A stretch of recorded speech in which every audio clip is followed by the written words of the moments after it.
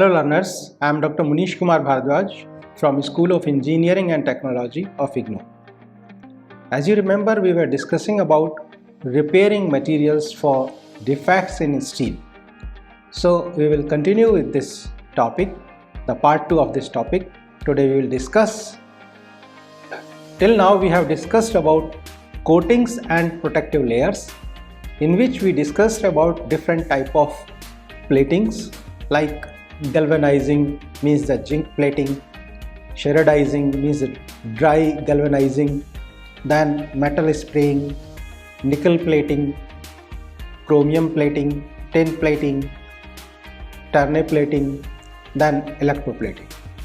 Then we also discussed about the design and construction practices, in which we discussed limits to chloride content in concrete, then corrosion of pre-stressing steel, then water cement ratio, and also we discussed about cracks. Further, we discussed about the methods of excluding external source of chloride ion from concrete, in which we discussed waterproof of membranes, polymer impregnation, polymer concrete overlays, latex modified concrete overlays.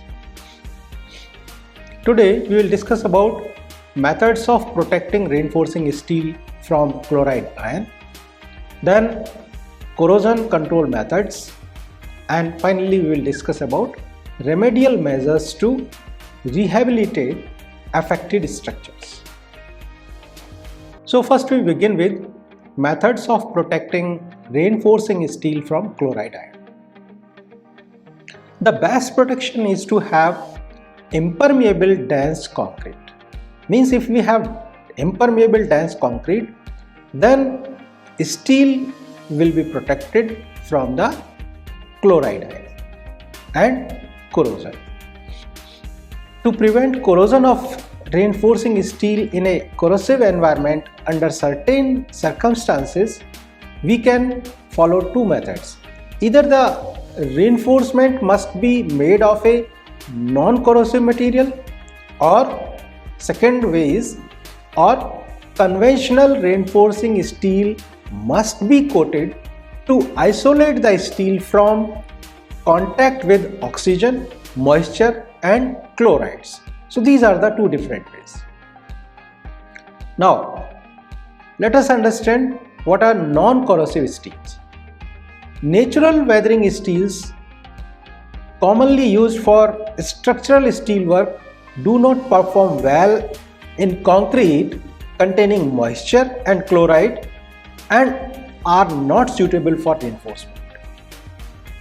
Stainless steel reinforcement has been used in special applications, especially as hardware for attaching panels in precast concrete construction, but is too much expensive to replace the mild steel reinforcement in most applications.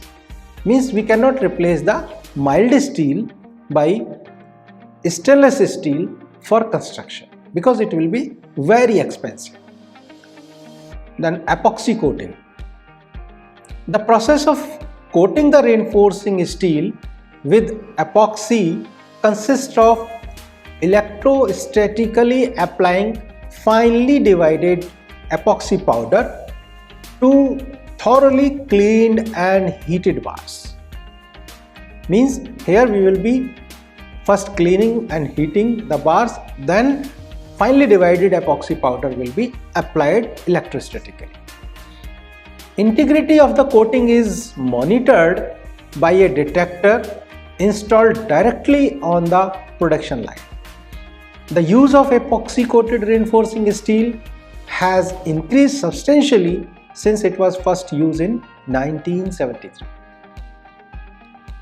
The main difficulty in using epoxy coated bars has been in preventing damage to the coating in transportation and handling.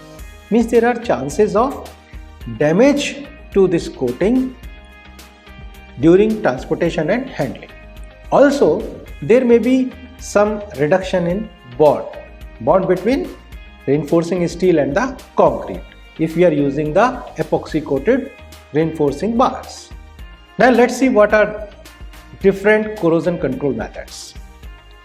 First is chemical inhibitors. A corrosion inhibitor is an admixture to the concrete used to prevent the corrosion of embedded metal. The mechanism of inhibition is complex and there is no general theory applicable to all situations. The compound groups are primarily chromates, phosphates, hypophosphites, alkalis, nitrites and fluorides. Then another way is cathodic protection. Although cathodic protection is a viable method of protecting reinforcing steel against corrosion in new construction, most installations to date have been to arrest corrosion in existing structures. Means the main problem is to arrest the corrosion or to reduce the corrosion in existing structures. It should be noted, however, that the reinforcement in many offshore structures is connected to the cathodic protection system used on the exposed steel. This results in protection of the reinforcement and current densities of 0.5 to 1 milliampere per square meter, or you can say in square feet 0.05 to 0.1 milliampere per square feet. This reduction have been reported. Thus, cathodic protection of the reinforcement, though unintentional, has been applied in several of the largest offshore structures. Remedial measures to rehabilitate affected structures. What we can do? The following type of remedial measures are used for controlling the corrosion of steel on the existing structures. What are these? These are, first one, by insulating the concrete surfaces from the corrosive environment. Then another method is by modifying the environment to make it less corrosive. Third method is by actively controlling the electron flow within the environment so that no metal is lost from the structure. Then fourth is by applying a combination of the above three techniques. So these are the four methods. The reinforced concrete structure may be insulated from the corrosive environment through application of an impermeable dielectric barrier between the structure and the corrosive environment. The barrier may be a coating or membrane applied to the surface of the concrete. It may be formed as an integral part of the concrete matrix through polymer impregnation or maybe an overlay of polymer concrete, low slump concrete, latex modified concrete or internally sealed concrete. The environment may be altered to reduce corrosion either by removing detrimental constituents such as chloride ion or by removing or neutralizing stray current sources. Cathodic protection can be used to control the direction of electron flow within the steel environment electrochemical circuit to stop corrosion of the reinforcing steel. Let's see applicability, where you can use which method. All reinforced concrete structures are susceptible to corrosion. This is well-known fact. Although bridge decks are perhaps the most notorious examples today, also other type of structures are buildings, caissons, foundations, parking garages, piers, piles, pipes, silos, tower footings and water tanks, where the structure is susceptible to corrosion. Some of these structures may be totally or partially buried in the soil. Other structures such as offshore platforms, water tanks and the internal surfaces of pipes are exposed to aqueous solutions. Bridge decks, parking garages and buildings are exposed to the atmosphere. If the structure is buried or permanently underwater, such that the concrete surfaces are not accessible for treatment and it is impractical to expose them, the treatment of the surfaces with surface coatings or membranes or by application of overlays is not applicable, because it is already buried or already are under the water. Similarly, if the structure to be maintained or protected is a buried pipeline or an offshore platform exposed in a large body of water, modifying the environment to make it less corrosive would not be a practical solution, because the environment is too large here. So, modifying the environment is not possible. Thus, not all the remedies discussed here are applicable to all type of reinforced concrete structures in the various environments. Means some methods will be suitable to some environment only.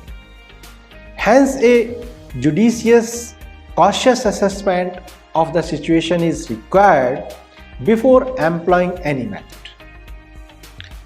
Cathodic protection is by far the most versatile method of corrosion control, since it is applicable to any electrically continuous structure within a suitable electrolyte.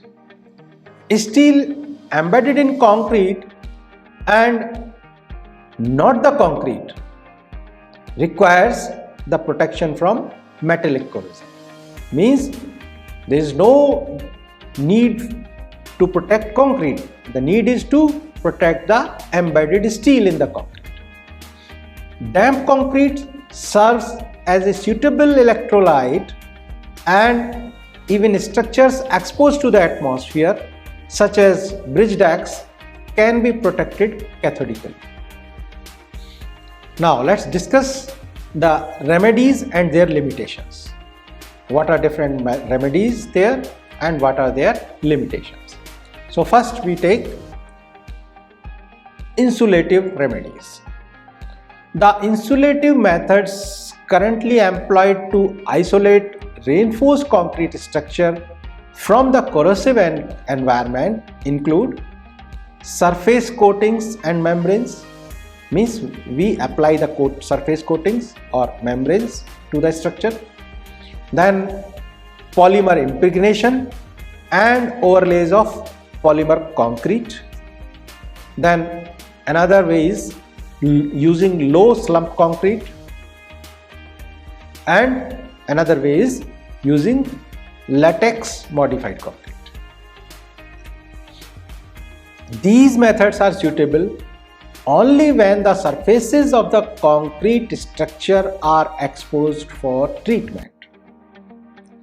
Ideally, these barriers would prevent continued intrusion of harmful contaminants and the availability of oxygen or moisture to sustain the corrosion reactions. However, in existing structures, active corrosion is already underway and harmful species have contaminated the concrete. Insulative methods used after active corrosion do not stop corrosion. Means if you are going for use of insulative methods once the corrosion has taken place, then there is no use. So insulative methods used after active corrosion do not stop corrosion but may mitigate the effects of corrosion process. If insulative methods are used without initially decontaminating the concrete, sufficient amounts of the contaminants, oxygen and moisture may be entrapped such that corrosion progresses until structural integrity is threatened. Means the corrosion will continue. In many cases, we can successfully extend the useful life of a structure. Now, let's see modification of the environment. Methods available for rendering the environment less corrosive include the removal or elimination of harmful constituents from the electrolyte. These constituents could be in one form of chemicals such as water and chlorides, or gases such as oxygen or hydrogen sulfide, or electrical currents. Water can often be eliminated by facilitating drainage away from rather than through a structure. Means drainage should be away from the structure, not through the structure. Chlorides can be eliminated by a process known as electrochemical chloride removal. The removal is accomplished electrochemically by using a suitable electrolyte, an ion exchange resin and a noble anode. The reinforcing steel is the cathode, means the positively charged in this electrochemical circuit. The negatively charged chloride ion is attracted to the positively charged anode where it is trapped by the exchange resin. So that way we can remove the chloride ion. In this process, up to 90% of the chlorides present in the concrete above the top mat of reinforcement is removed. So it's a good success. Disadvantages are that the method is expensive, time consuming and requires the application of high direct current voltage which generates heat. How much? It is around up to 200 degree Fahrenheit or 90 degree centigrade, which in turn can induce cracking of the concrete due to the generation of the heat. In addition, the permeability of the concrete will be increased. Harmful gases such as oxygen and hydrogen sulfide can be stripped by chemical process from the electrolyte, thus making it less corrosive. Corrosion of steel in concrete can be caused by environmental factors other than chemical constituents such as chlorides, moisture and oxygen. This method is applicable predominantly for structures exposed in aqueous solution. Stray electrical currents can result in corrosion by electrolysis, that is cathodic interference. In corrosion by electrolysis, direct current strays from an exterior source and is collected by the steel in a reinforced concrete structure. The collected current must return to its source to complete the electrochemical circuit. The current is discharged from the structure at some locations. At the point of current discharge from the structure to the electrolyte, metal loss is experienced. So this is the way how the corrosion happens. The most common sources of stray currents include cathodic protection systems, electrified railways, and electroplating plants. This type of corrosion is most commonly manifested in grounded structures, that is, those in contact with the earth. A method of mitigating this type of corrosion, implemented for many years in the buried pipe industry, is the installation of resistance bonds. In resistance bonding, the structure being affected is electrically connected through a resistor to the source of the interference currents. In this manner, the current returns to its source via metallic path such that no metal loss from the affected structure occurs. Another method uses gap anodes to drain the collected current. Collected current is passed onto the electrolyte and back to its source from the surface of the anode, which corrodes rather than the structure. Means now the corrosion occurs of the anode, not of the structure. Now let's see active control of electron flow. The method of providing the highly negative steel potentials required for immunity is referred to as cathodic protection. So this is you can say the definition of cathodic protection. What is cathodic protection? In cathodically protecting a structure, a favorable electrochemical circuit is established by installing an external electrode in the electrolyte and passing currents from the electrode through the electrolyte to the structure to be protected.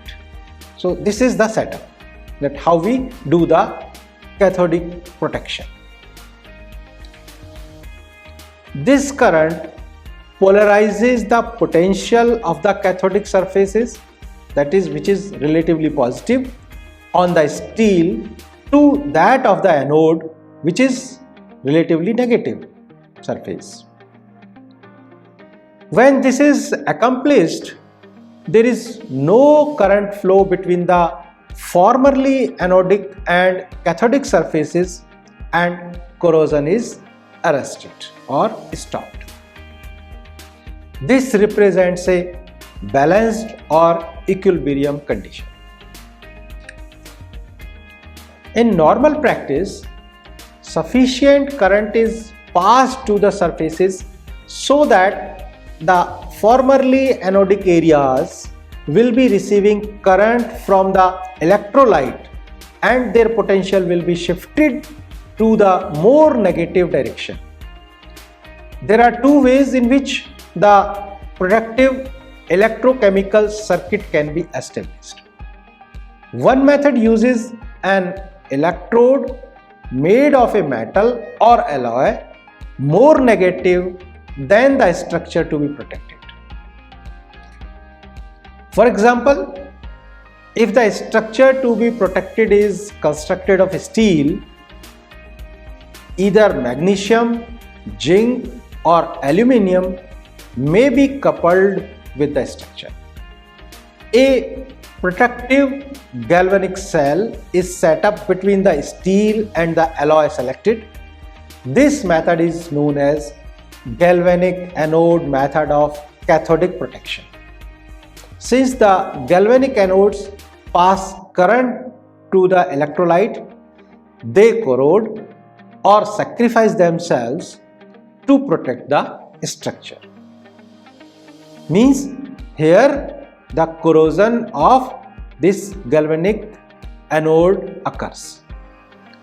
Hence, magnesium, zinc and aluminium are termed as sacrificial anodes because they are sacrificing, because corrosion of these metallic anodes will occur now instead of structure. Sacrificial anodes corrode at relatively high rates. Corrosion rates for magnesium, zinc and aluminium are of the order of 17, 26 and 12 pound per ampere in a year respectively. The other way in which the favorable electrochemical circuit can be established is by introducing electrical current from an external source. Here we will be introducing electrical current from the external source. This is another method. Because an outside source of current is used, this method is termed as impressed current cathodic protection. This method also requires the installation of an external electrode in the electrolyte with the structure to be protected. However, since the current flow is not dependent on the favorable potential difference between the electrode and the structure to be protected, more noble materials can be selected for anode here. These materials include high silicon cast iron, graphite, and even more noble materials such as platinized titanium or platinized niobium. These metals corrode or are consumed very slowly, less than 1 pound per ampere year. There are two ways in which cathodic protection can be achieved. A comparison of the respective advantages and disadvantages of the systems we will see here. In this table, the two methods of cathodic protections are given. So various characteristics are given for the two methods. On the left column, we see galvanic anode method of cathodic protection, and in the right column we see the impressed current cathodic protection. So for these we look at the properties that in galvanic anode method of cathodic protection, no external power is required, whereas for impressed current, external power is required. Here in galvanic anode method, fixed small driving voltage is required. In impressed current, voltage is variable over a wide range. Here in galvanic anode method, limited and small current output is there. In impressed current, current is variable over wide range. In galvanic anode method, interference of adjacent structure is not likely there, whereas in impressive current, interference may be there. In galvanic anode method, overprotection is not likely, whereas in impressed current, overprotection can result. In galvanic anode method, anodes are rapidly consumed, but in impressed current, anodes are slowly consumed. Galvanic anode method is sensitive to temperature and moisture conditions, whereas the impressed current cathodic protection is not sensitive to temperature and moisture conditions. So these are the comparison of characteristics of the two methods of cathodic protection. The initial application of cathodic protection to bridge decks was in 1974, and other applications have subsequently been made with encouraging results. Means good results are obtained.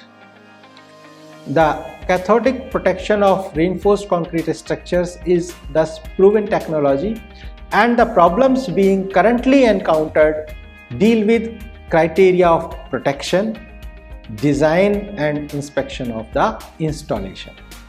In protecting buried structures or structures exposed in water or in soils, low resistance electrochemical circuits can normally be established.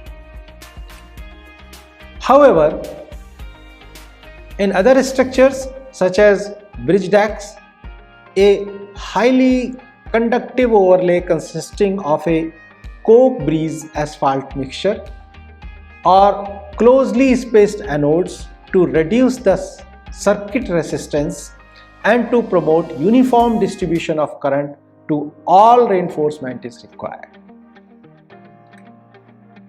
So this way we discussed various methods of protection to steel from corrosion. I hope you must have enjoyed the discussion. Thank you.